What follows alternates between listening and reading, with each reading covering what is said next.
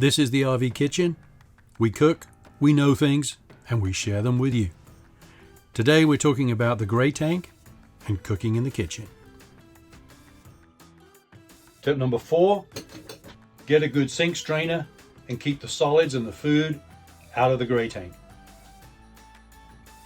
Tip number 3, show your gray tank some love with a degreaser once in a while. We put a lot of chemicals down for the black tank, but how often do we think about our gray tank? Half a cup down the sink works wonders. And tip number 2, don't drain cans down your sink.